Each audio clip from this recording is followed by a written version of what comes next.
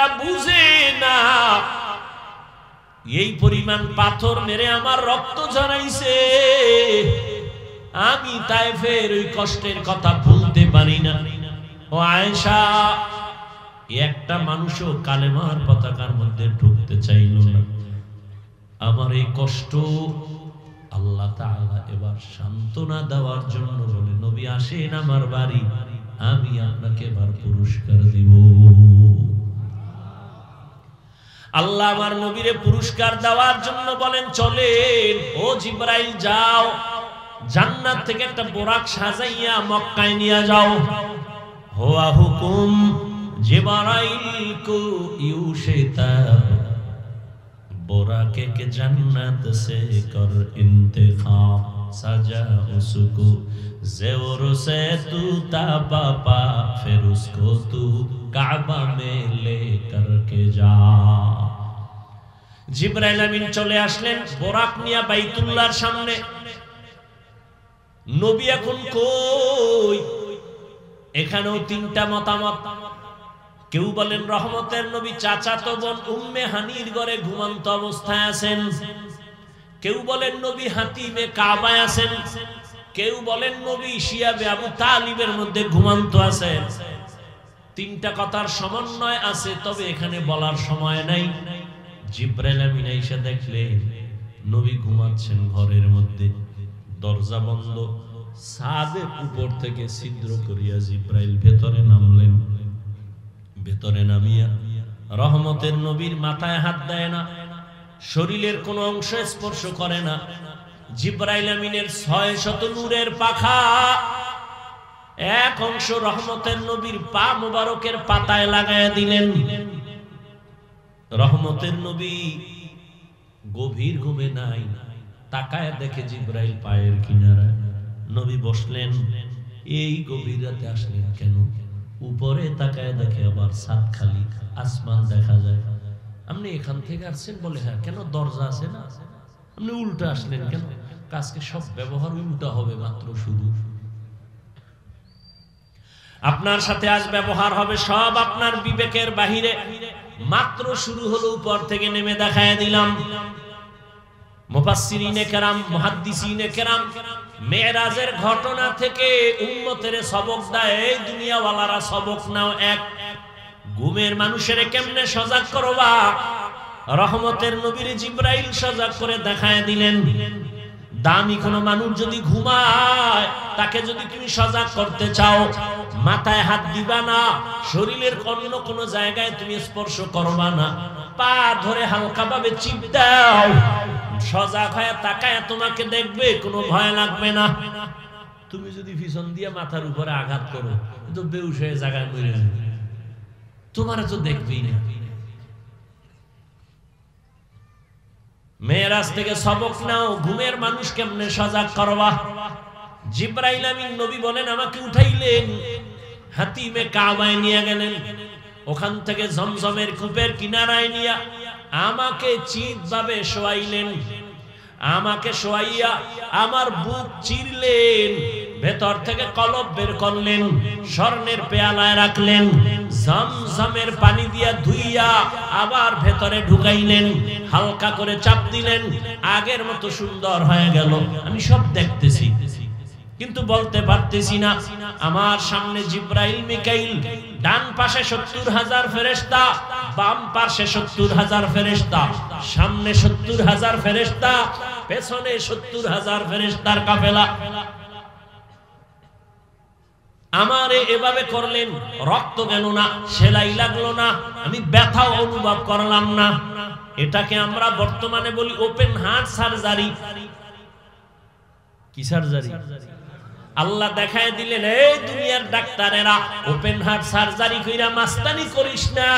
আমি আমার নবীরে 4 বার ওপেন হার্ট সার্জারি আগেই করেছি। ভালো করে খেয়াল করেন। রাতের বেলা মেরাজ হওয়ার আরেকটা কারণ, যদি দিনের বেলা হয়তো সবাই দেখে ফেলতো আর দেখা বিশ্বাস করার মধ্যে ঈমানের পয়েন্ট বাড়ে না, বরং না দেখা বিশ্বাস করার মধ্যে ঈমানের পয়েন্ট বেড়ে যায়। আমরা আল্লাহকে মানিনি দেখা না না দেখা ইউমিনুনা বিল গায়ব আমরা আল্লাহকে না দেখে বিশ্বাস করি এজন্য আমাদের ঈমান মজবুত আমরা রহমতের নবীরও দেখি নাই তারপর আমরা তারে শেষ নবী মানি না দেখে আমাদের ঈমান আরো মজবুত আমরা নবীজিরে দেখি না এরপর নবীরে বাদ দিয়া কত মিথ্যা নবীর দাবিদাররা নবী নিজে দাবি করছে আমরা কাউকে মানি না আমরা মানি আখিরি নবী মুহাম্মদ সাল্লাল্লাহু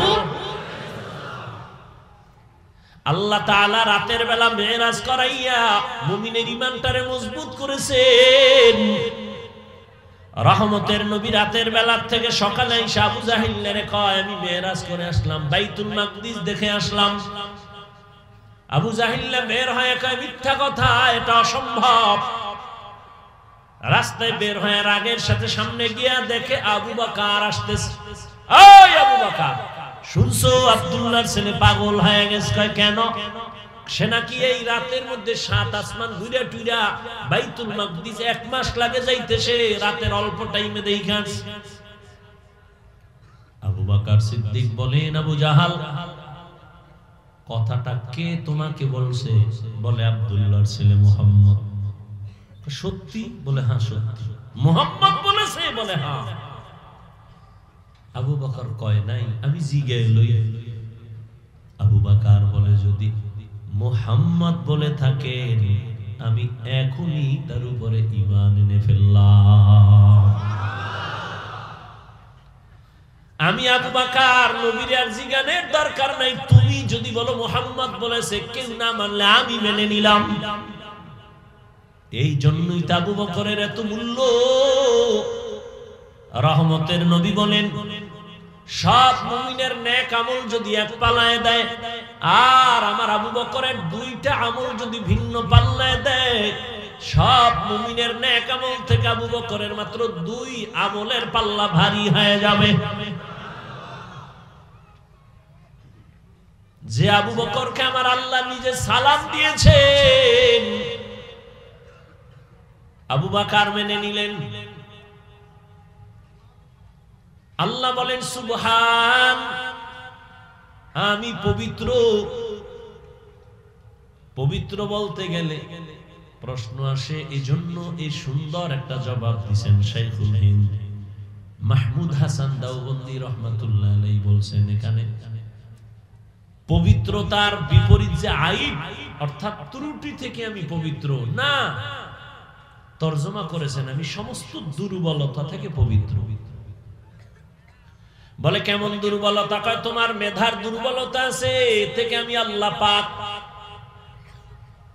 তোমাদের খানার দুর্বলতা আমি আল্লাহর দুর্বলতা নাই তোমাদের ঘুমের দুর্বলতা আমার নবীও না ঘুমাইলে অসুস্থ না খাইলে পেটে ক্ষুধা আমি আল্লাহ এই দুর্বলতা থেকে পবিত্র লা তাখুযুহু সিনাতু ওয়ালা নাওম আমি আল্লাহর ঘুম নাই তন্দ্রাও নাই এক জবাব আর এক জবাব হলো বান্দা তুমি সুবহানাল্লাহ বলো সুবহান বলে তোমার ভেতরে যত প্রশ্ন হতে পারে এটা হবে না এটা অসম্ভব আল্লাহ বলেন সব অসম্ভবের থেকে আমি আল্লাহ পাক পবিত্র সুবহান দ্বিতীয় কথা হলো আমরা মাঝে মাঝে সুবহানাল্লাহ বলি কেন বলে আশ্চর্য কোনো ঘটনা শুনলে আল্লাহ কয় রহমতের নবীর জীবনে 2টা সফর হয়েছে এর মধ্যে মেরাজের সফর বড় আশ্চর্য এইজন্য সুবহান বলো সুবহান বলার আরেক ফায়দা যদি বান্দা তুমি সুবহানের ওজিফা পড়ো তুমি সুবহান ওজিফা পড়ো সুবহানাল্লাহ ওজিফা পড়ো আল্লাহ তোমাকে পবিত্র আল্লাহকে যখন বলছো এর বরকতে তোমাকে আল্লাহ পবিত্র বানায় দিবে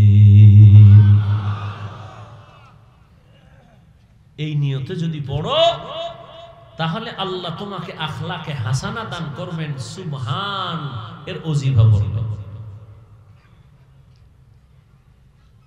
সমস্ত নবীর মেরাজ হলো জমিনে পরীক্ষা আর আমার রাসূলের মেরাজ হলো পুরস্কার মুসা নবীর মেরাজ, তুর পাহাড়ে পরীক্ষা, 40 দিন রোজা রাখো। ঈসা নবীর মেরাজ, জমিনের মধ্যে শুলিবিদ্ধ করে দেওয়ার জন্য সবাই আটকায় দিল, আল্লাহ ওখান থেকে উপরে মেরাজ উপরে নিয়ে গেলেন। মেরাজ এটা উরুজ শব্দ থেকে, অর্থ হলো উপরের দিকে অগ্রগামী হওয়া, মর্যাদার লাইনে, মর্যাদার লাইনে উপরে উঠা। এটা দুই প্রকার, একটা জাহিরি আর একটা বাতিনি। মেরাজ দুই প্রকার, জাহিরি বাতিনি। জাহিরি সম্মানী উপরের দিকে আগানো, বাতিনি ভাবেও উপরের দিকে আগানো। বাতিনি যেমন একই দস্তরখানে সবাই খাচ্ছে, আবু বকর, ওমর, ওসমান, আলী রহমতের নবী একই দস্তরখানে একই জায়গায় বসা, মর্যাদার লাইনে রহমতের নবীর তুলনাহীন। এটা হলো উরুজ বাতিনি, আর একটা হলো জাহিরি। জাহিরি ভাবে আমার আল্লাহ আমার রসুলকে উপরের দিকে নিয়ে গেলেন মর্যাদা দেখানোর জন্য। নবীকে আল্লাহ বাতিনিও উরুজ দান করছেন, জাহিরিও উরুজ দান করছেন। ইউনুস নবীর মেরাজ মাছের পেটে পরীক্ষা, আল্লাহর সাথে মহব্বতের বন্ধন এই মেরাজ।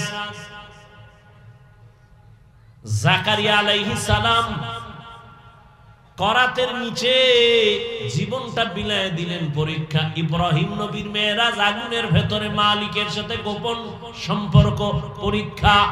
ইসমাইল নবীকে ছুরির নিচে দিলেন মেরাজ, আমার আল্লাহর সাথে গোপন সম্পর্কের দিকে অগ্রগামী হওয়া, মোহাব্বতের আলোকে আল্লাহ এর দ্বারা মোহাব্বতের দিয়া পরীক্ষা ফালায় মর্যাদা বাড়ায় দেন। হাদিসে নবী বলেন, আল্লাহ যদি কাউকে মর্যাদা বাড়াতে চান, কিন্তু মর্যাদা বাড়াইতে গেলে যেই পরিমাণ আমল থাকা দরকার বান্দার ওই আমল নাই, আল্লাহ তখন মুসিবত দিয়া তার মর্যাদা বাড়ায়।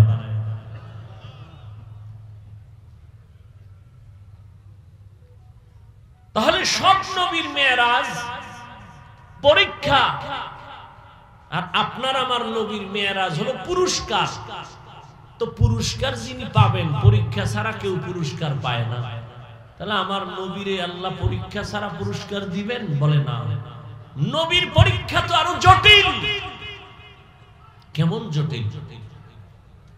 বলে রহমতের নবী জমিনে আসিয়া কোনদিন আব্বার চেহারা দেখেন নাই, বাবা বলে ডাকতে পারেন নাই। 6 বছরে মা হারাইলেন, নবীর এক কঠিন পরীক্ষা।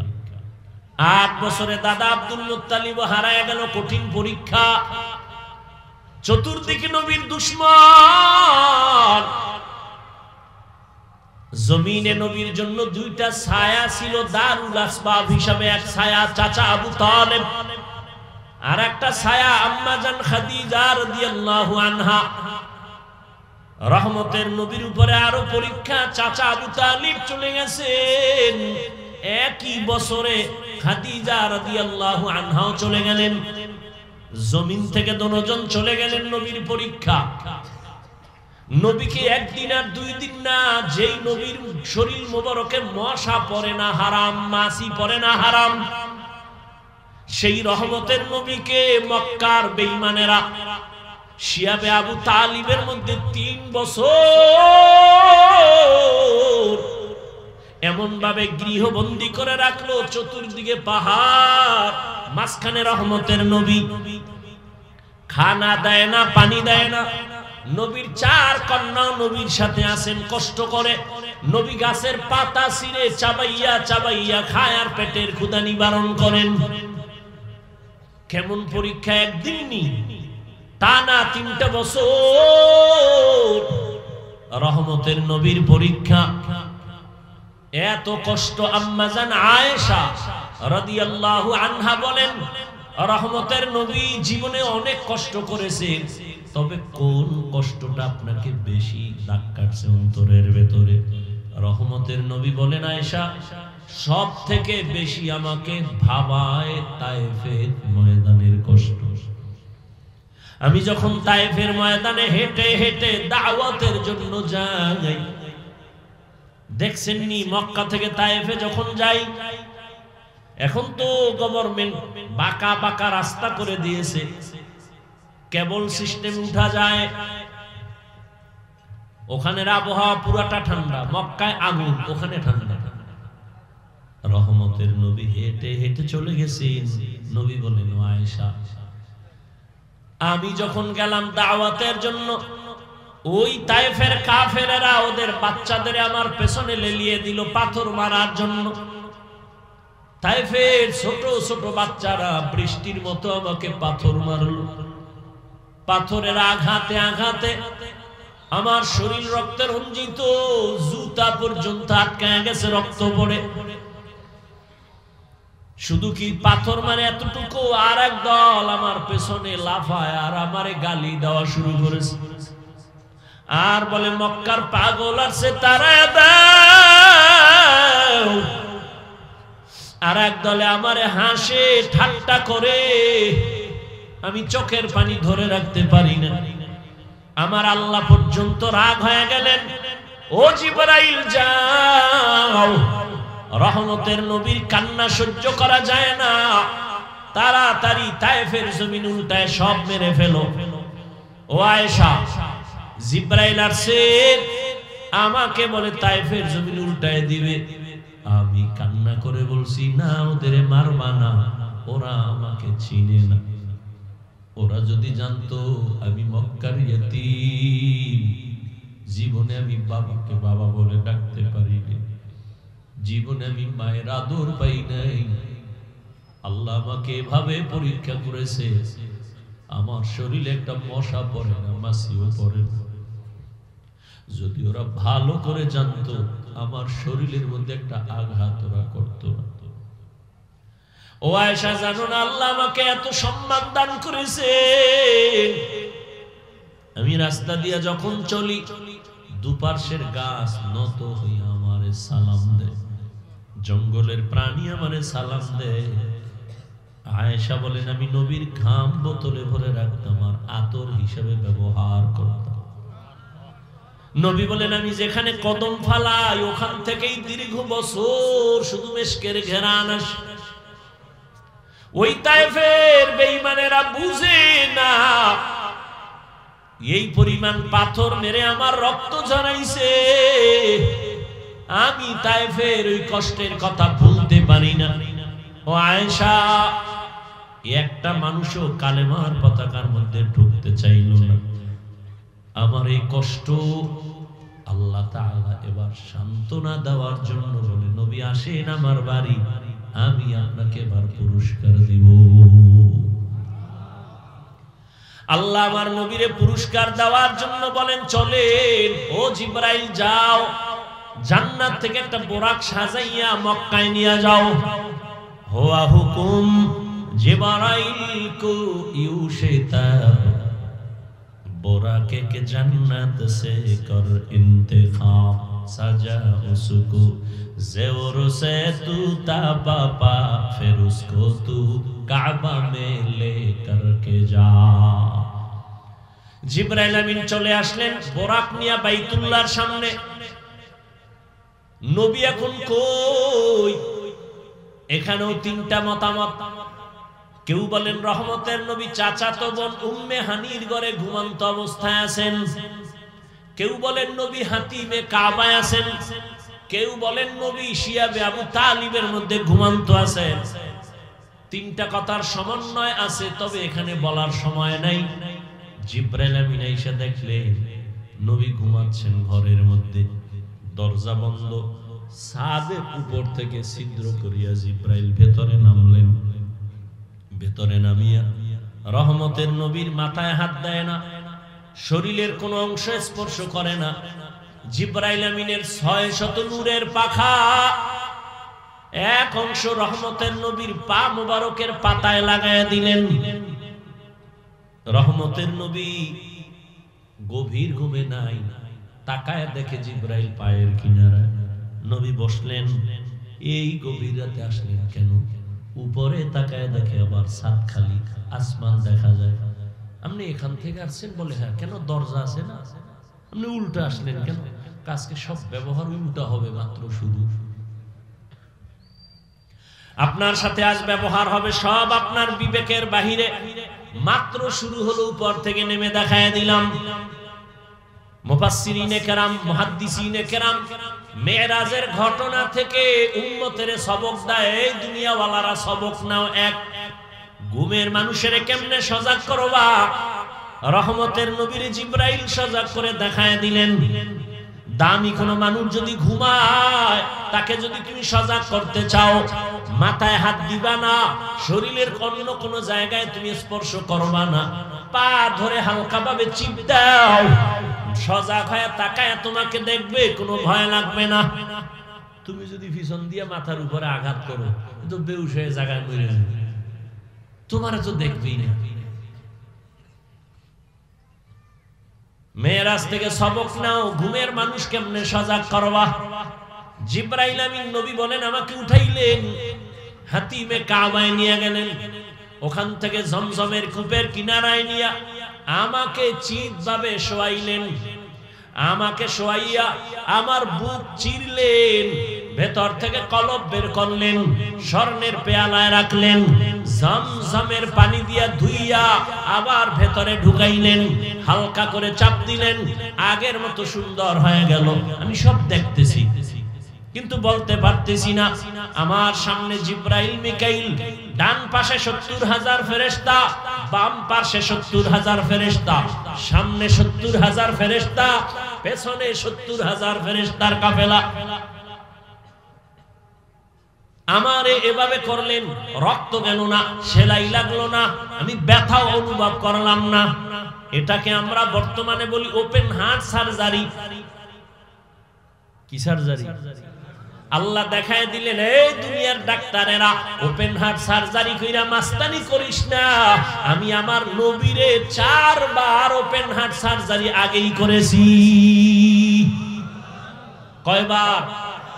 কুদরতের অপারেশন। একজনে কয়, ঘুমের মধ্যে শুনতেছি, স্বপ্নই দেখলাম কিনা জানি না। একজনে বলতেছে, নবীর কলবের মধ্যে কি কোনো ময়লা ছিল? যদি নাই থাকে তাহলে বের কইরা জমজম দিয়া ধুইলেন কেন? কয় না, কেমনে বুঝাবো জানি না। এরে আল্লাহর বান্দা, রহমতের নবীর শরীর থেকে ঘাম, ঘাম থেকে মিশকের ঘেরান আসে, এই কথা কি আপনারা শুনছেন? কথা বলেন না কেন? নবীজির মিশকের মধ্যে, এই ঘামের মধ্যে কি বলেন? নবী যেখানে কদম দেয় সেখানেও কি ঘেরান? নবীজির থুথু মোবারকেও ঘেরান। সেই নবী গোসল করতেন না? বলেন। অজু করতেন না কেন? নবী নাপাক, তো অজু করতেন কেন? নবী নাপাক, তো গোসল করতেন কেন? এই প্রশ্নের যেই জবাব, নবীজির কলবে কি ময়লা? জমজম দিয়ে ধুইলেন কেন? ওই প্রশ্নের এই জবাব। খোদায় যদি বুঝ না দেয় তো কচু গাছ ছাড়ার উপায় কি? এই যত ঝামেলা, বুঝ বুঝ বুঝ বুঝ, সমস্যা, সব সমস্যা বুঝ। আমার বুঝ একরকম, আপনার বুঝ একরকম, ডিভাইডেড হয়ে গেল। আমনের বুঝ কি? টুপি না দিলেই মাথা ঠান্ডা, দিলেই গরম। আমার বুঝ কি? টুপি দিলেই আমার সম্মান। আমনের বুঝ নামাজ পড়লেই স্বাধীনতা নষ্ট। আমার বুঝ নামাজ পড়লেই শান্তি। সব বুঝের অভাব। যখনই বুঝটা লাইনে আইসা যায়, গাঞ্জাখোর সব ফালাইয়া তসবিহ। এই বুঝ ঠিক করার জন্যই নবীর মেহনত, আলেমদের মেহনত, তাবলীগের মেহনত, পীর সাহেবদের মেহনত, বক্তাদের মেহনত, মসজিদের ইমাম খতিবের মেহনত। কি মেহনত? বুঝ ঠিক করো, বুঝ বুঝ বুঝ। না হয় আপনিও মুসলমান, আমিও মুসলমান, আপনার আল্লাহ আমার আল্লাহ এক না দুই, বুঝেন কিন্তু তাল মিলেন না।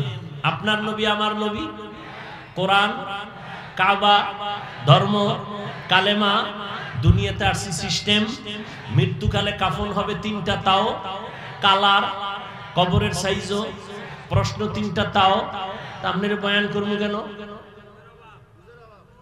বয়ান তো হিন্দুদের করবো, খ্রিস্টানদের করবো, ইহুদিরে করবো। ওরা আল্লাহ চিনে না, কোরআন চিনে না, ধর্ম চিনে না। আপনি তো আল্লাহ চিনেন, নবী চিনেন, কোরআন চিনেন, কাবা চিনেন, আপনাকে বয়ান করবো কেন? করবো মানি তালি দিতে দিতে 12 মাসে উস নাই। কুত্তার মতো পাগলের মতো দৌড়ায়, কুত্তাও এরম দৌড়ায় না, খালি আমি একা। লক্ষ লক্ষ ওলামায়ে কেরাম আপনাদের পেছনে, তাবলীগওয়ালাদের মেহনত আপনাদের পেছনে, পীর মাশায়েখের মেহনত আপনাদের পেছনে। বলে আমাকে টাকা দাও, না না কিছু চায় না। আপনার আলেমদের কিছুই দেন না, গালি ছাড়া, বিরোধিতা ছাড়া কিছুই দেন না। অথচ আলেম আপনার জীবনের আপন, আর কেউ আপন না, সব চান্দাবাজ আর ধান্দাবাজ। এই যুবক, যার পিছনে ঘুরা নামাজ ছাড়ছো, দাড়ি কাটছো, ওরে কয় টাকা পাবি এই তো। কিন্তু ওরা কারা জানোনি? স্বার্থে যদি আঘাত লাগে দল থেকে নাম কাটবে না, কল্লা কেটে ফেলবে, লিখে রাখ। বানায় বলতেছি, এই কাহিনী চলে না? চলে না? সরকারি চাকরি করে, বেসরকারি চাকরি করে, বুঝে শুনে বলো ডিউটি কয় ঘন্টা? 8 ঘন্টা, তাই তো? সর্বনিম্ন বেতন কত? নিম্ন নিম্ন, হ্যাঁ? তুমি গার্মেন্টসের একটা ধরো কেন? তুমি হেঁটে আসো, তুমি হেঁটে।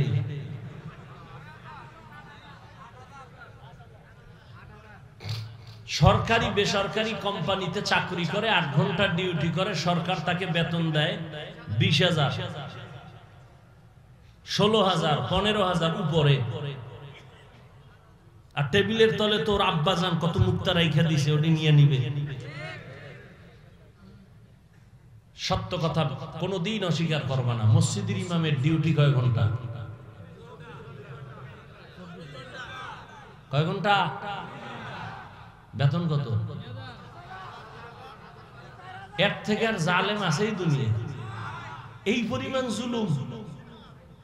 8 ঘন্টা ডিউটি করে 20,000 টাকা, টেবিলের তলে মুক্তার দানা আর খালা মা চাচারা রাইখে দিছে, ওটি নিয়ে ঘুমায়। আর 24 ঘন্টা ডিউটি করে এক ইমাম, রিমান্ডের মতো থাকে, বেতন 5,000, 10,000, 6 মাস বাকি, সভাপতি 100 টাকা মাসে, সেক্রেটারি 50। এক ওয়াক্ত নামাজে না থাকলে রিকশা ড্রাইভার কা হুজুর গেছিলেন কই? তুমি কে? আমি রিকশা চালাই। এত পাওয়ার কা 5 টাকা মাসে দেই, পাওয়ার আছে? এরকম বেয়াদব নাই। এবার বুঝেন তো কি জুলুমটা করেন আলেমের উপরে। এরপরেও কোন আলেম বেয়াদবি করে না, কোনদিন কাউকে গালি দেয় না, বরদোয়াও মোনাজাতে যখন হাত উঠায় বলে, হে আল্লাহ এলাকায় শান্তি দাও, কবরওয়ালাদের জান্নাত দাও, অসুস্থ সুস্থ বানাও। ইমাম সাহেব কইছে আল্লাহ কয়েকটার চাক্কার তলে হালাও। ব্যবসা যারা করে বরকত দাও, চাকরি যারা করে বরকত দাও। বরকতের ওয়াজ করে, সুদ খাও, এটা খাবে না। কোনদিন আলেম মানুষের বিরুদ্ধে যায় না। এই জন্যই তো বলি, আলেমরা এই জাতিকে যা দিয়েছে কেউ দেয় নাই, নিঃস্বার্থভাবে দিয়েছে এই জাতিকে, কেউ দেয়। সরকার কোটি কোটি কোটি কোটি কোটি টাকা ব্যয় করিয়া র্যাব, আর্মি, পুলিশ, বিডিআর বানাইয়া এদের টাকা ছাড়া অস্ত্র দিয়া কয় যাও দেশটারে ঠান্ডা করো, সন্ত্রাসী কর্মকাণ্ড বন্ধ করো, চাঁদাবাজি বন্ধ করো। কিন্তু আজও পর্যন্ত পূর্ণ সফল হয়েছে নি। কিন্তু সরকারের একটা কাউ কোন আলেমের পেছনে যায় নাই। এই আলেমরা মানুষের পাও ধরে ধরে ধরে ধরে দিন নাই রাত নাই বুঝায়। তাবলীগওয়ালারাও বুঝায়, পীর সাহেবরাও বুঝায়, আলেমরা বুঝাইয়া একজন আর দুইজন না, এই দেশের মধ্যে জেনারেল লাইনের লক্ষ লক্ষ মানুষ আজ সন্ত্রাসী অস্ত্র চাইরা তসবিহ হাতে নিয়ে নিছে। তাবলীগের অবদান, পীর মাশায়েখের অবদান, দেওবন্দীদের অবদান। কষ্ট হইতেছে?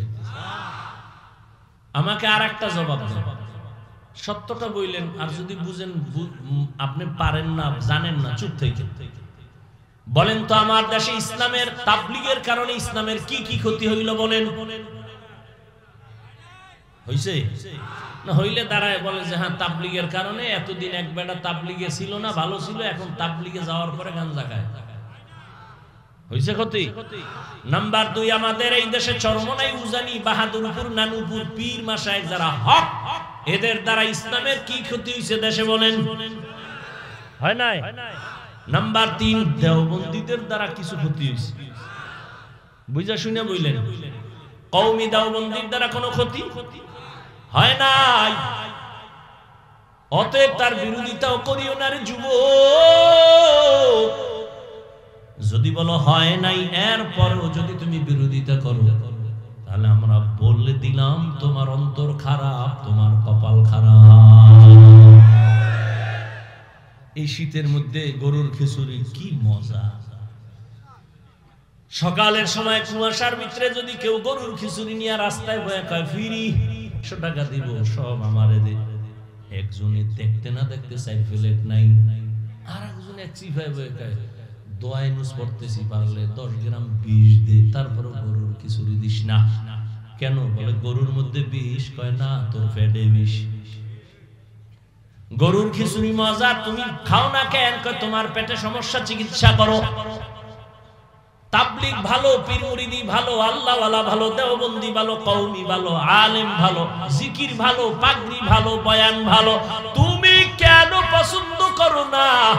আলেম ওলামাদের দোষ না, তোর অন্তর বড় খারাপ। চোখে চশমা লাগাইছে, আয়না লাগাইছে কালো, ময়দানে ঢুকে কয় ভাই কি কিয়ামত আইব নি? কেন? কয় বাতি কালো। কেন? বাতি কালো না, তোর চোখে গজব লাগছে, চিকিৎসা কর। জিন্দেগি মে বন্দেগি তু করনা হে, জিন্দেগি বে বন্দেগি শর্মিন্দা হে, জিন্দেগি বে বন্দেগি শর্মিন্দা হে। খারাপ লাগতেছে? যুবকরা তোরা তো এখন বাংলা হুনো না, হিন্দি হুনো, একতারা হইলে একটু মজা পাইতি না? ইহা হাম সব মুসাফির দিল না লাগা, আহলে দিল কি নজর সে রূহ করতা যা,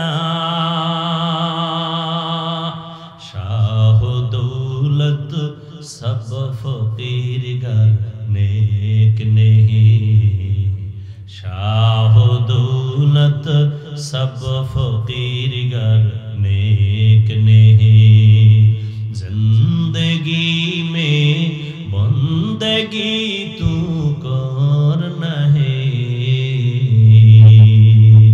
जिंदगी में बंदगी तू करना है, जिंदगी बे बंदगी शर्मिंदा है, जिंदगी बे बंदगी शर्मिंदा है, जिंदगी में बंदगी गुन बंदगी, बंदगी बे जिंदगी शर्मिंदगी। মেরাজ করতে অনেকে কিন্তু চলে গেছে, টাইম দেওয়া আছে তো মেরাজ আছে সারা রাত, ওই যে রাতের বেলায় তো মেরাজ ভালো। কতজনের সাথে টাইম দেওয়া না, 12টার পরে মিস কল দিব, রেডি হয়ে যাও, মেরাজে গেছি গা। এরে আল্লাহর গোলাম, কোন কথা বলতেছিলাম মনে নাই? আপনাকে আসেনি মনে? কি ওপেন হার্ট সার্জারি আল্লাহ করেছেন, রহমতের নবীকে ওপেন হার্ট সার্জারি করেছেন টোটাল 4 বার। জবাব দিতেছিলাম নবীর কলবে কি ময়লা, ধুইলেন কেন?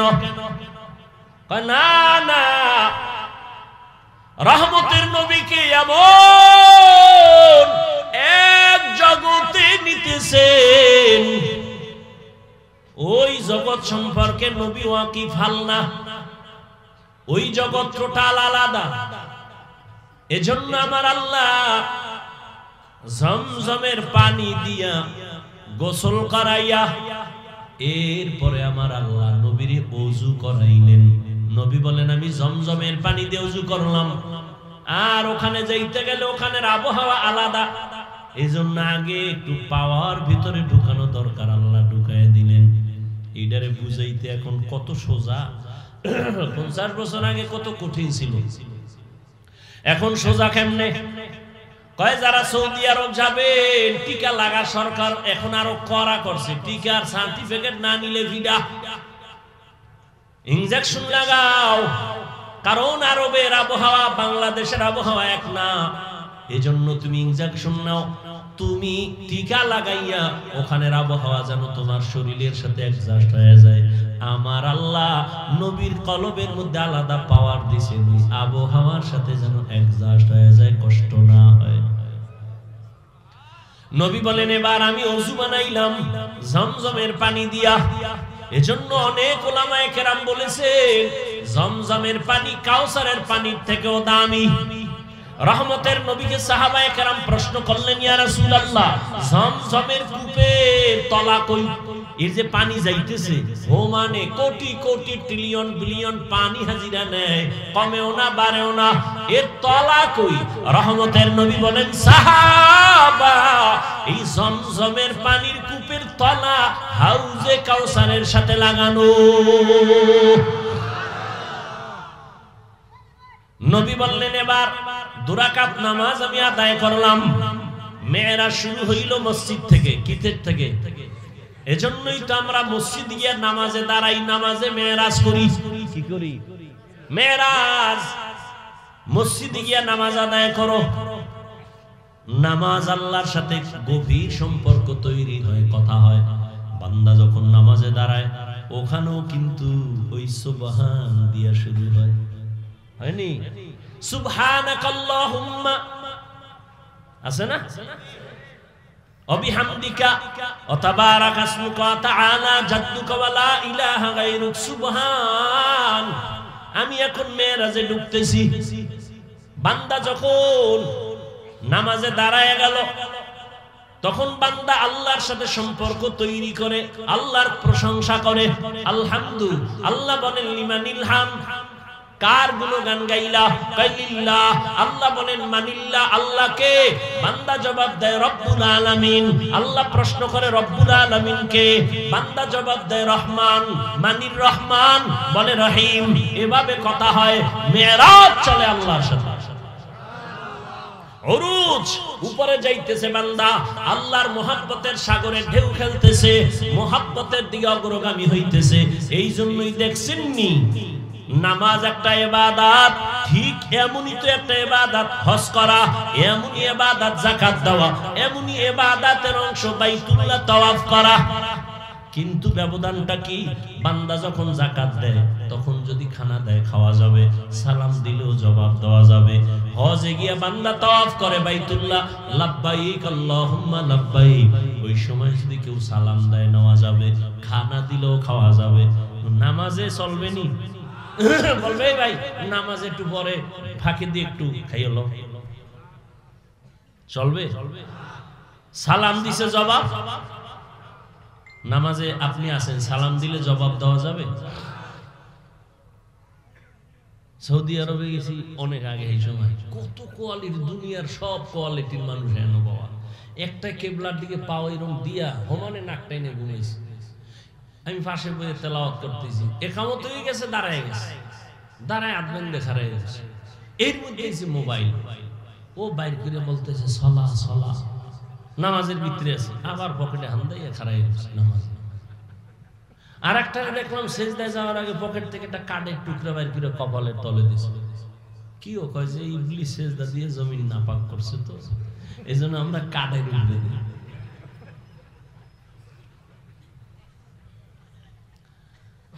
হায় হায় হায়। তাহলে নামাজের মধ্যে সালাম বন্ধ কেন, খানা বন্ধ কেন? এটা তো মেরাজ চলতেছে। মেরাজ যখন চলে আমার মালিকের সাথে ডাইরেক্ট কথা, এখানে সালাম চলবে না, কালাম চলবে না, খানা চলবে না। সালাম ফিরে নামাজ শেষ, এবার খানা দাও, সালাম দাও, কোনো বাধা নেই।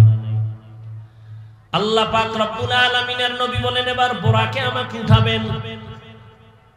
বোরাক আমাকে নিতে চায় না, কেমন বাহানা করে। ইতিহাস ওলামায়ে কেরাম অনেকে শুনছেন, আপনারাও জানেন। নবী বলেন বাইতুল্লাহ থেকে 1 মাসের পথ হলো বাইতুল মাকদিস, প্রথম কিবলা। বোরাকে যখন উঠলাম, এক চোখের পলকে আমি বাইতুল মাকদিসে হাজির হয়ে গেলাম। এটা কেমনে সম্ভব? মুহাম্মদ এক নজর 1 মাসের পথ চলে গেলেন, এটা কেমনে সম্ভব? এর জবাব হলো নবী যায় নাই, নবী আয় নাই, আল্লাহ নিয়েছেন। আর আল্লাহ নিলে কি পারে না? যেই আল্লাহ আদম নবীরে জান্নাত থেকে ভারতের চরণদ্বীপে পালায় দিলেন, যেই আল্লাহ মা হাওয়াকে আরবের জেদ্দায় পাঠায় দিলেন জান্নাত থেকে, ওই আল্লাহ আমার নবীরে পারে না আর সেনতে? যেই আল্লাহ ইউনুস নবীরে মাছের পেটে ঢুকাইয়া আবার বের করে দিলেন, যেই আমার আল্লাহ ঈসা নবীকে দ্বিতীয় আসমানে নিয়ে গেলেন, ওই আল্লাহ আমার আল্লাহর নবীকে কেন আরশে আজিমে নিতে পারেন না? আমার আল্লাহ কেমন কুদরতের মালিক! উযায়ের আলাইহিস সালামকে জমিনের মধ্যে 100 বছর ফেলে রাখলেন মরা, এরপরে আবার আল্লাহ জিন্দা বানায় দিলেন। ওই আল্লাহ আমার রহমতের নবীকে কুদরতের দ্বারা আরশে আজিমে নিতে পারেন কিনা? আল্লাহ নিছেন, নবী যান নাই, নবী আসেন নাই, আল্লাহ নিয়েছেন, আল্লাহ পাঠায় দিয়েছেন। কুদরত কার? আমার আল্লাহর। নবী বলেন এক পলকে চলে গেলাম, কিন্তু এর মধ্যে বহু কাহিনী হয়ে গেল। মদিনার সফর হয়ে গেল, নামলাম, নামাজ পড়লাম, আবার সামনে যাইয়া তুর পাহাড়ের উপর দিয়া যাই, এক জায়গায় মুসা নবীর কবর দেখলাম। এই মেরাজের ভিতরে যাইতে গিয়ে দেখি মুসা নবী কবরে নামাজ পড়তেছে। নবী মুসা কবরে নামাজ পড়েন, এটা আবার কেমন কথা? কেমন তেমন কথা, দূর আর বলার সুযোগ নাই। অনেকে বলে নবীরা কবরে মরা, জীবনে জিন্দা হবে না। নবী বলেন ক্বালা রাসূলুল্লাহ সাল্লাল্লাহু আলাইহি ওয়া আলিহি ওয়া সাল্লাম আল আমবিয়া ওয়া আহইয়াউন ফি কুবুরিহিম ইউসাল্লুন। সব নবীরা কবরে জিন্দা, সবাই নামাজ পড়ে। সুবহানাল্লাহ। কোরআন শরীফে আল্লাহ আয়াত নাজিল করে বলেন ওয়াহুম ইউরযাকুন, আমি কবরে তাদেরকে খানা দেই। আল্লাহ কি দেন? খানা। কবরেই দু জায়গা, এখানে আবার আল্লাহ খানা দিলে কেমনে খায়? প্রশ্ন করে তারা, যারা নবীদেরকে জিন্দা মানে না। তারা বলে কবরে জিন্দা হইলে আল্লাহ কয় রিজিক দেয়, কি খায়? রুটি না ভাত? খাইলে প্লেট পায় কই, গ্লাস পায় কই, বাথরুম কই? এই বিষয়ে আমি বিস্তারিত আলোচনা অনেক জায়গায় করেছি, আজ করব না। আমাদের আকীদা সমস্ত নবীরা কবরে জিন্দা, কিয়ামত পর্যন্ত নামাজরত অবস্থায় থাকবেন।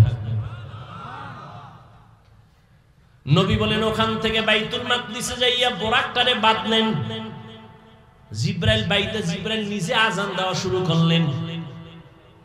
বোরাকেরে বাঁধলেন কেন? পালায়ে যাবে? কয় না, এখান থেকে আরেক সবক নাও, নিজের মাল নিজে হেফাজত করো, অন্যের উপরে ন্যস্ত করিও না। নিজের দোকান নিজে হেফাজত করে বলো তাওয়াক্কালতু আলাল্লাহ। নিজের সন্তান নিজে হেফাজত করো, আরেকজনের উপরে ন্যস্ত করো না। জিবরাইল আযান দিয়ে দিলেন।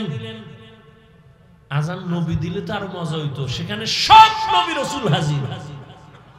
জিবরাইল আযান দিছেন, আমার নবী আযান দিলে ঝামেলা। কারণ আমার নবী যদি বলেই ফেলেন হাইয়া আলাস সালাহ, নামাজের দিকে আসো, এটা বাই ফোর্স অর্ডার। আর নবী যদি অর্ডার দিয়েই দেন, যদি না মানো কাফের হয়ে যাবে। এজন্য আল্লাহ উম্মতের কাফের থেকে বাঁচাইছে। জিবরাইল আযান দিছে হাইয়া আলাস সালাহ, উম্মত যদি না যাও কাফের হবে না, হয়তো ফাসিক হয়ে যাবে। আর নবী যদি কয় হাইয়া আলা সালাহ, তুমি যদি ডিনাই করো তুমি কাফের হয়ে যাবে। নবীর অর্ডার বাই ফোর্স অর্ডার। নবীজি এবার সব নবী রাসূলদের সামনে দুরাকাত নামাজের ইমামতি করলেন। নবীর যেহেতু পুরস্কার দিবেন, পুরস্কার দেওয়ার জন্য সবাইকে আল্লাহ হাজির করলেন, নবীকে পুরস্কার দেয়া হবে। ওখান থেকে আমার আল্লাহ বোরাকে নিয়ে গেলেন জিব্রাইল সফর সঙ্গে উপরে আসমানে। নবীজি বলেন একটানে আসমানে গিয়ে দেখি আসমানের মধ্যে দুইটা দরওয়াজা তালা লাগানো। দরওয়াজাগুলো জমরাত ইয়াকুত পাথর দ্বারা বানানো, তালা হলো নূরের তৈরি তালা। জিব্রাইল কয় ভিতরের দারওয়ান দরজা খোল। দারওয়ান কয় মান আনতা, কে তুমি? বলে আনা জিব্রাইল। ওয়া মান মাআক, তোমার সাথে কে? বলে হুয়া মুহাম্মদ সাল্লাল্লাহু। জিব্রাইল দারওয়ান কয় অনুমতি আইসুনি আনসুনি কাহানসি, কথা খুলো, চাবি দে। আমি ভিতরে, তালা বাইরে, চাবি কই? বলে ইসমে আজম, বিসমিল্লাহ হলো তালার চাবি। নবী বলেন আমি বিসমিল্লাহ বলে তালায় হাত দিলাম, দোনো দরজার তালা খুলে গেল, আমি ভেতরে ঢুকলাম। এইভাবে প্রথম আসমান পুরাটাই দেখলাম। দেখা দেখা দ্বিতীয় আসমানে গেলাম, তৃতীয়, চতুর্থ, পঞ্চম, ষষ্ঠ, সপ্তম। এবার যাইতে যাইতে সাত আসমানের উপরে গিয়ে দেখি একটা নূরের কাবা, বাইতুল মামুর। ৭০,০০০ ফেরেশতারা কাফেলা বানায় তওয়াফ করে। একবার যারা করবে কিয়ামতের আগে এদের সিরিয়াল আর আসবে না, এত বেশি ফেরেশতা। নবী বলেন ওখান থেকে উপরে গেলাম সিদরাতুল মুনতাহা, বিশাল এক বড়ই গাছ। বড়ইগুলো তেলের ড্রামের মতো বড় বড় বড়ই, পাতাগুলো হলো গাছের পাতা, হাতির কানের মতো বড়। রহমতের নবী বললেন ওখান থেকে আল্লাহ আমাকে আর উপরে নিয়ে গেলেন ভিন্ন বাহনে। যাইতে যাইতে যাইতে যাইতে যাইতে অনেক অনেক অনেক অনেক উপরে এক পর্যায়ে দেখি অন্ধকার, কিছুই দেখা যায় না, আমার বাহন চলতেছে। আর জায়গায় দিয়ে দেখি আগুনের মাঝখান দিয়ে আমার সফর চলতেছে। যাইতে যাইতে হঠাৎ অনেক উপরে গিয়ে দেখলাম আল্লাহ তাআলার নূরে তৈরি আরশে আজিম। ৮ জন ফেরেশতা কাঁধে নিয়ে দাঁড়ানো, এদের পা ৭ জমিনের নিচে। ফেরেশতারা জানে না ওদের কাঁধের উপরে কি আছে। আমি জুতা সহ গেছি তো, জুতাটা খুলতেছিলাম, আওয়াজ আসতেছে নবী জুতা খুলবেন না, আরশে আজিম আপনার জুতা ধুলি নেওয়ার জন্য পাগল হয়ে আছে। কারণ আপনার নবুয়তের সীমানা, মুসা নবীর নবুয়তের সীমানা যেই পর্যন্ত, তার মেরাজের সীমানা ওই পর্যন্ত। আর আপনার নবুয়তের সীমানা শুধু জমিনে না, আরশে আজিম লৌহ কলমের জন্য আপনার মেরাজও চলতেছে এই পর্যন্ত। নবী বলেন আমি গেলাম, এর উপরে উঠলাম, আরশে আজিমের উপরে আবার আল্লাহর অনেক উপরে হলো কুরসি, চেয়ার। চেয়ারের চতুর্পার্শ্বে ৭০,০০০ পর্দা লাগানো নূরের। ওয়াসিআ কুরসিয়ুহুস সামাওয়াতি ওয়াল আরদ।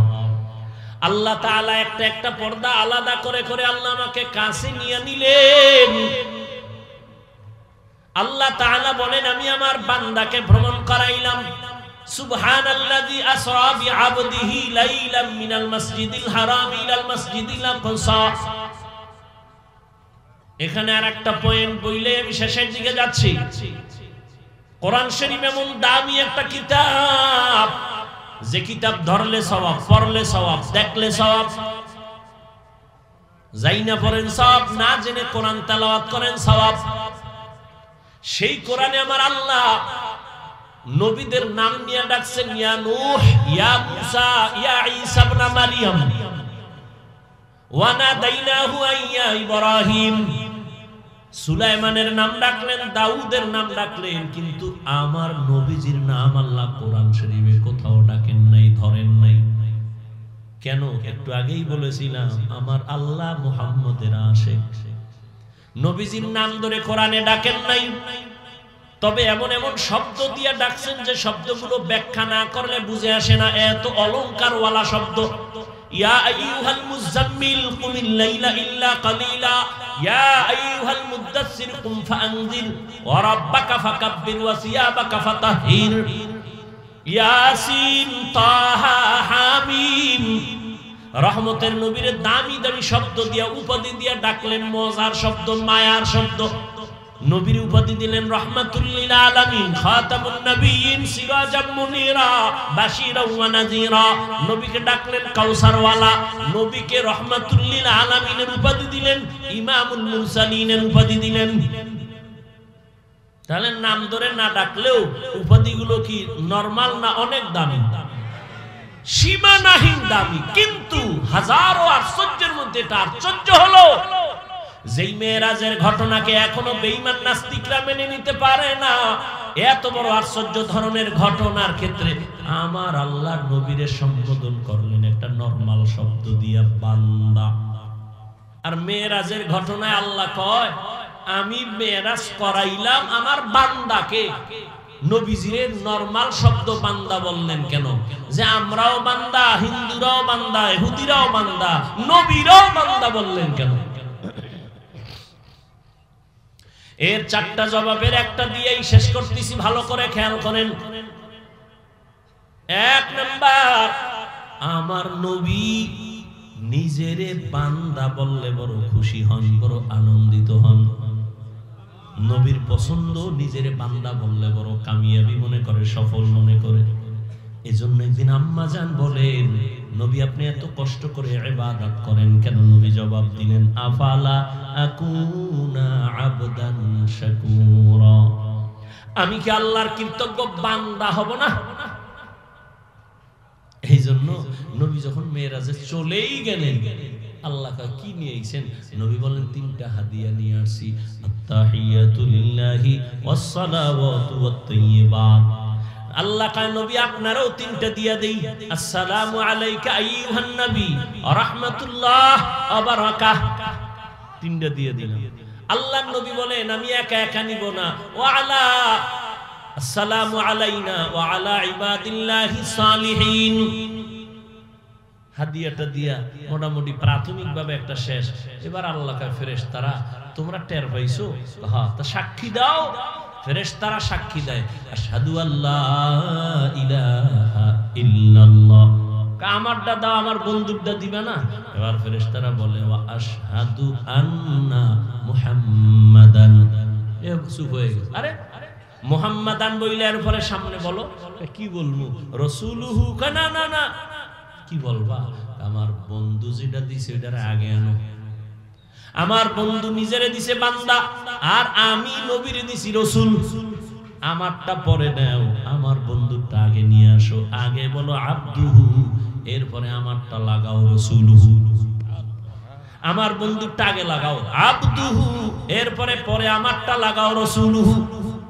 আব্দুহু দাও আমার, আমার বন্ধুর, বন্ধুটা আগে নিয়ে আসো। আমার বন্ধুরে খুশি করা আমার মাকসাদ। এই জন্যই তো আব্দুহু আগে নিয়ে আসেন। বান্দা বড় দামি, আর বান্দার সাথে আল্লাহর সাথে একটা গভীর সম্পর্ক। ওই গভীর সম্পর্কের নাম ইবাদত। আর ইবাদত যারা করে তারা বান্দা, যার ইবাদত করে তিনি মাবুদ। আর ইবাদত করার মধ্যে আমার নবী শ্রেষ্ঠ।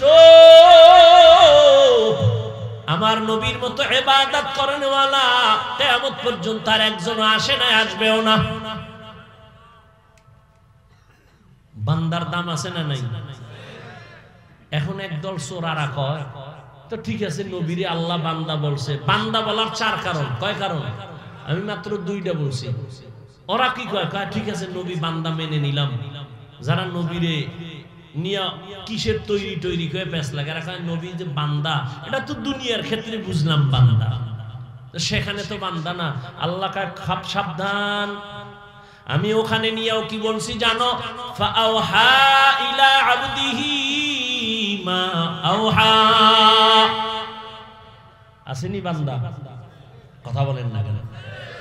কি বুঝেন আল্লাহই জানে। কিয়ামতের দিনও বান্দার দাম। আল্লাহ জান্নাতীরে ডাকবে, এই জান্নাতীরা কই যাও? জান্নাতে দরজায় তালা লাগানো, চাবি মুহাম্মাদের কাছে, ওদিকে যাইস না। কই যাবি? ইয়া আইয়াতুহান নাফসুল মুতমাইন্নাহ ইরজিই ইলা রাব্বিকি রাদিয়াতাম মারদিয়াহ ফাদখুলি ফি ইবাদি ওয়াদখুলি জান্নাতি।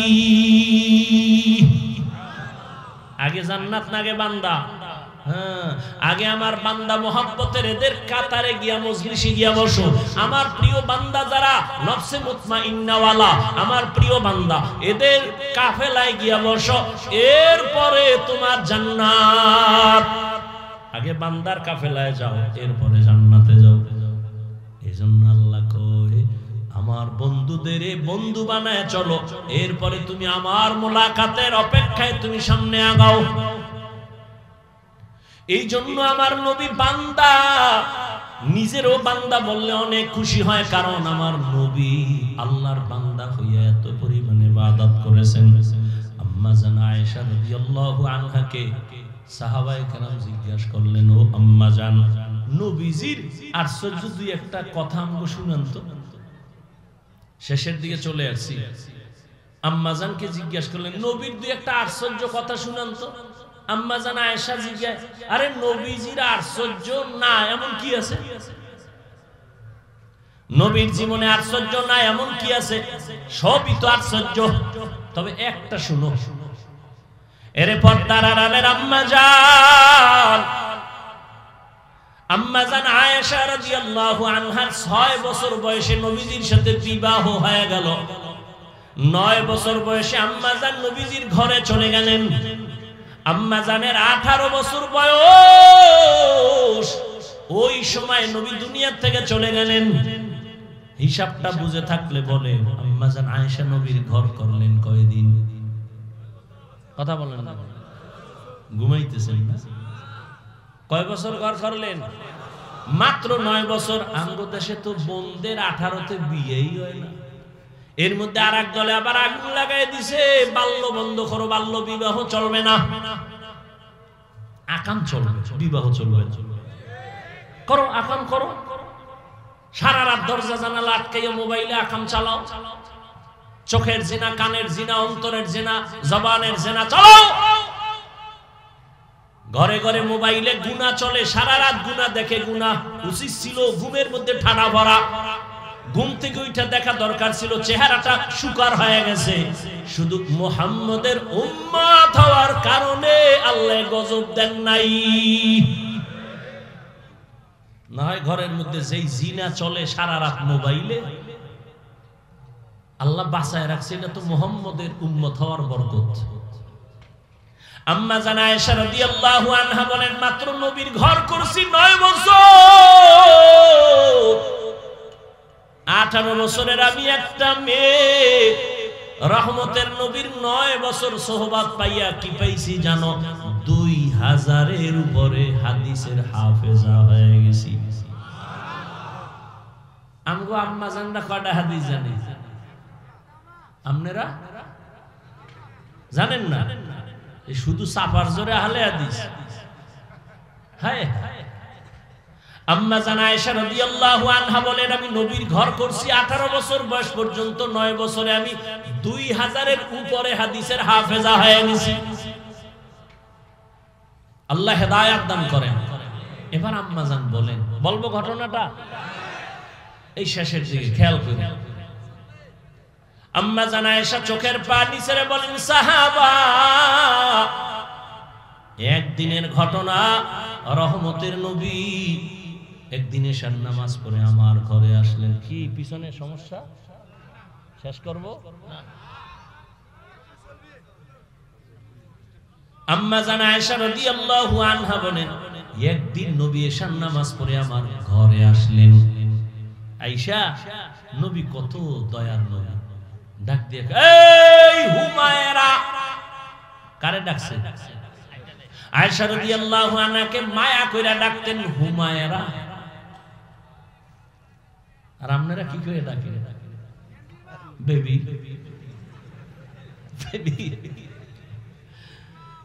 নাম ধরে ডাকে, নাম ধরে। ওদিকে বেবিও স্বামীরে ডাকে হৃদয়, ডাকেনি?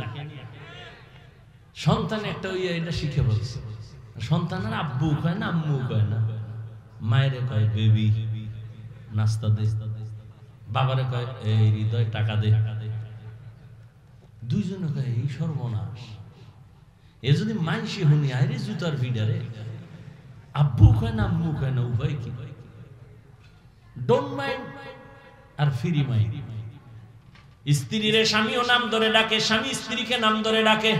নামগুলো কি সাইজে, একজনের নাম সবুজ আর একজনের নাম গম্বুজ।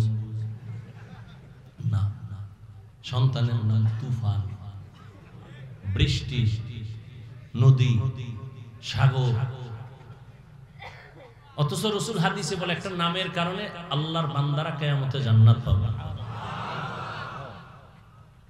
সেদিন একটার জিগে তোর নাম কি কয়, রুমেল, সুমেল। আমি মাইয়া ফলা হইলাম, পোলার নাম রাখবি জিমেল, আর একটার নাম রাখবি হিমেল। হ্যাঁ, হায় হায় হা, এখন নাম দুইটা ডাকে ফ্রি মাইন্ড। কপালে জুতার বাড়ি, কি করা যায়? ঘটকেরা ডাকছে, এই ঘটক, আকাম তো বাজায় লাইছে ফ্রি মাইন্ড। আমিও বউরে নাম ধরে ডাকি, বউ আমারে নাম ধরে ডাকি। ফোলায় ওই এসেছে, ফোলায় আমার আব্বু কয় না, কি কয়? কয় হৃদয়। মায়েরে কয় বেবি। উভয় কি? প্রতিদিন খালি পেটে সকালবেলা বইয়া মাঝখানে ছেলেটারে বইয়া, স্বামী আর স্ত্রী দুইজনের ইয়ার চাল দিবি।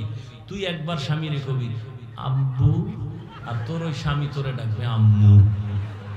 এইভাবে মাঝখানে রিয়ার চাল দে, তো সন্তান যদি শিখে। এবার টের পা ফ্রি মাইন্ডের জুতা কেমন।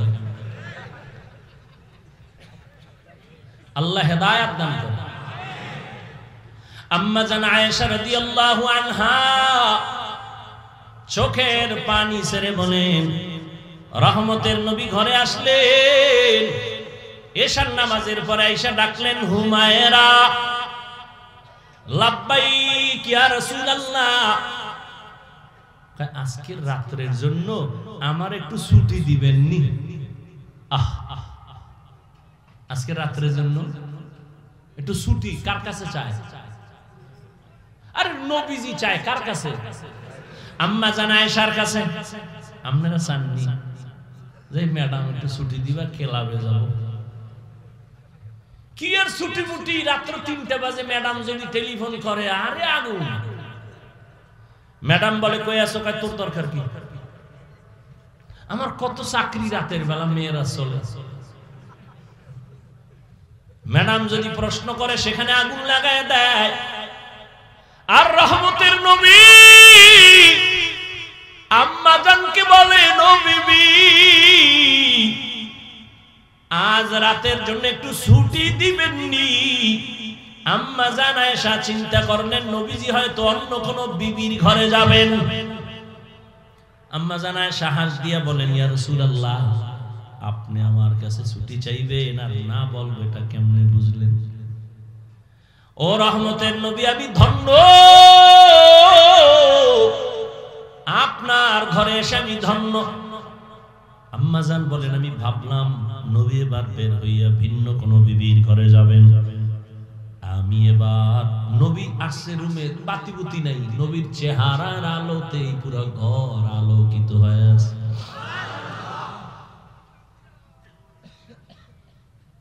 আর আমরা গো চেহারার আলো বানানোর জন্য বিউটি পার্লারে যাই, ডানা কাটা ভরি হইতো। একজনই সাদা দেখিয়া কয় এটারই বিয়ে করি, ডানা কাটা ভরি। বাসায় নিয়ে যখন টের পাইছে একটু পানি লাগছে, রৌদ্র লাগে দেয়, আসল জাম কালা, চান্দি গরম হয়ে গেছে। হায় রে কপাল মন্দ, চোখ থাকতে অন্ধ। আল্লাহ হেদায়েত দান করে। আম্মা জান আয়েশা রাদিয়াল্লাহু আনহা তিনি বলেন, আমি একটু ঘুমের বাহানায় বিছানায় শুয়ে গেলাম, একটু ছোট্ট রুম, খেজুর পাতার ঘর। খেজুর পাতার ঘর। আমি দেখলাম নবীজি কোন ঘরে যান নাই। আমি ঘুমের বাহানা কইরা আমি তাকায়া হালকা ভাবে নজর দেই, আমি দেখি রহমতের নবী একা নামাজে দাঁড়ায় গেলেন। আমার হুজুরার এক কর্নারে নবী নামাজে দাঁড়াইয়া হালকা আওয়াজে আলহামদু সূরা তেলাওয়াত শুরু করলেন, আর চোখ থেকে পানি পড়া শুরু হয়ে গেল ঝর্ণার মতো। রহমতের নবী তেলাওয়াত আলহামদু শেষ, সূরা বাকারা শুরু করলেন। ভাবলাম নবী বোধহয় বাকারার মাঝখানে গিয়ে রুকুতে যাবেন, কিন্তু না, পুরা সূরা বাকারা শেষ করলেন। তাও তো তাড়াহুড়া নাই, নবী আস্তে আস্তে পড়তেছেন। আর আমি আয়েশা জীবনে নবীকে এমন কান্না করতে দেখি নাই। নবী তেলাওয়াত করেন আর কান্না করেন। সূরা বাকারা শেষ করতে করতে অনেক সময় চলে গেল। ভাবলাম নবী এইবার রুকুর মধ্যে যাবে না, নবী সূরা আলে ইমরান শুরু করলেন। নবী ভাবলাম মাঝখানে গিয়ে রুকুতে যাবে না, নবী পুরা সূরাটাই শেষ করলেন। এখনো প্রথম রাকাতে নবী দাঁড়ানো আছে। আলে ইমরান শেষ করিয়া নবী রুকুতে যাবেন দেখি না, নবী পরের সূরাটাও শুরু করলেন। নবীজি দীর্ঘ টাইম সূরা তেলাওয়াত করেন আর চোখের পানি ছেড়ে দাড়ি ভিজে ভিজে পানি পড়তেছে। এমন কান্না মনে হয় নবী মরে যাবেন। নবী যেই সূরা শেষ করে 4 নাম্বার সূরাটাও তেলাওয়াত শুরু করলেন। দীর্ঘ টাইম নবী দাঁড়ায় কাঁদতেছেন আর তেলাওয়াত করতেছেন। এমন তেলাওয়াত আমি জীবনে এত দেরি করতে দেখি নাই। নবীজি এত পরিমাণ দেরি করিয়া সীমাহীন দেরির পরে নবী মাত্র রুকুর মধ্যে চলে গেলেন। রহমতের নবী রুকুতে যায়, কান্না বন্ধ নাই। নবী মাথা উঁচু করেন না, ওখানে সীমাহীন সময় ব্যয় করলেন আর কান্না শুরু করলেন। আমি আয়েশা দেখতেছি, আমার চোখে ঘুম নাই। নবী রুকুর থেকে দাঁড়ালেন, রুকু থেকে দাঁড়াইয়া নবী এবার সিজদায়, মাত্র প্রথম রাকাতের প্রথম সিজদায় নবী গেলেন। সিজদায় গিয়া নবীর অঝরে কান্নার আওয়াজ। প্রথম রাকাতের প্রথম সিজদায় নবী এই পরিমাণ কান্না। কাঁদতেছেন কাঁদতেছেন, মনে হয় নবী বেহুশ হয়ে যাবেন। আর নবী মাথা উঁচু করেন না। দ্বিতীয় সিজদা দিবেন সেই খবরও নাই। নবী এই পরিমাণ সিজদায় কাঁদতেছেন, হঠাৎ করে পেছন থেকে আমি কানে আওয়াজ শুনতেছি, বেলালের আওয়াজ। মসজিদের বাহিরে বেলাল আওয়াজ দিয়েছেন, ইয়া রাসূলুল্লাহ, আমি ফজরের আযান দেওয়ার জন্য আসছি। নবী সময় কম, তাড়াতাড়ি প্রস্তুতি নেন। ফজরের সময় কাছাকাছি। নবী সেই রাতের নামাজের মাত্র প্রথম রাকাতের প্রথম সিজদায় কান্না করে, এখনো দ্বিতীয় সিজদা করেন নাই। ওদিকে বেলালের আওয়াজ। বেলাল ফজরের জন্য ডাকতেছেন। সময় কাছাকাছি চলে আসছে, নবী প্রস্তুতি নেন। ও সাহাবায়ে কেরাম, আমার নবীর এইভাবে ইবাদত, এত কান্না এত কান্না এত তেলাওয়াত, এত পরিমাণ দেরি করলেন সিজদার ভেতরে, এত পরিমাণ ইবাদত গুজার জমিনে আর কোন ব্যক্তি নাই। আল্লাহ পাক আমার নবীকে এই কারণে মোহাব্বতের নজরে বান্দা বলেছেন। এরে আল্লাহর গোলাম যুবক বাবারা, পর্দার আড়ালের মা বোনেরা, দুনিয়ার রং তামাশা তো কম করলা না রে বাবা। কবে তুমি নামাজে দাঁড়াই আমার আল্লাহকে ডাক দিবা? কবে তুমি পর্দার আড়ালে চলে যায় আমার আল্লাহর মোহাব্বতের মালা গলায় পরবা? ও যুবক, রহমতের নবীর মোহাব্বত অন্তরে জমা করে স্কুলে পড়ো, কলেজে পড়ো, চাকরি করো, নামাজ ছাড়িও না। আল্লাহর মোহাব্বতের মেরাজ এই নামাজ বড় মজার জিনিস। নামাজ পড়ো, জীবনে তো নামাজ কম ছাড়লা না, দাড়ি কম কাটলা না, বেপরদায় কম চললা না। এখনো সময় আছে তওবা করিয়া। তোমার মতো যুবক স্কুল কলেজে জেনারেল লাইনে থাকিয়াও তো নামাজ পড়ে, তুমি কেন পারবা না? নবীর মোহাব্বত অন্তরে নিয়া, মা বাবার দোয়া নিয়া, শিক্ষকের দোয়া নিয়া, ওলামায়ে কেরামের পরামর্শ নিয়া নবীর আদর্শের মালা গলায় লাগায় তওবা করো। আর জীবনে নামাজ ছাড়বা না, দাড়ি কাটবা না, বেপরদায় চলবা না, মা বাবার দোয়া নিয়া চলবা। ও পর্দার আড়ালের মা বোনেরা, আল্লাহ পাক আপনাদেরকে এত মর্যাদা দান করেছেন। আপনারা নবীদের মায়ের মতো দামি মা, সাহাবায়ে কেরামদের মায়ের মতো দামি মা। আপনাদের মতো কত মা এখনো পর্দা করে, স্বামীর মাল হেফাজত করে, মোবাইলে সময় নষ্ট করে না, নামাজ ছাড়ে না, বেপরদায় চলে না। আপনারা কেন পারবেন না? এখনো সময় আছে, তওবা করেন, আল্লাহকে মনে মনে বলেন আর তৌফিক চান। আর জীবনে বেপরদায় চলবেন না, নামাজ ছাড়বেন না, স্বামীর মাল খেয়ানত করবেন না, মোবাইলের সময় নষ্ট করবেন না। আল্লাহ সন্তান দিলে নেককার বানাবেন, আদর্শ ডাক্তার বানাবেন, ইঞ্জিনিয়ার বানাবেন, নামাজিওয়ালা বানাবেন। আর তওবা করো হে যুবক, জীবনে কয়দিন বাঁচবা, আল্লাহর কাছে তওবা করো। মনে মনে আল্লাহকে বলো, আল্লাহ কোন দিন মরণ হবে জানা নাই, আর নামাজ ছাড়বো না। তওবার নিয়ত যদি করতে পারো খাঁটিভাবে, আল্লাহ পাক রহমতের দরজা খুলে দিবেন। আল্লাহ সবাইকে খাঁটি তওবাওয়ালা জিন্দেগি দান করেন। আল্লাহ সবাইকে নবীর আদর্শওয়ালা জিন্দেগি দান করেন। আমিন।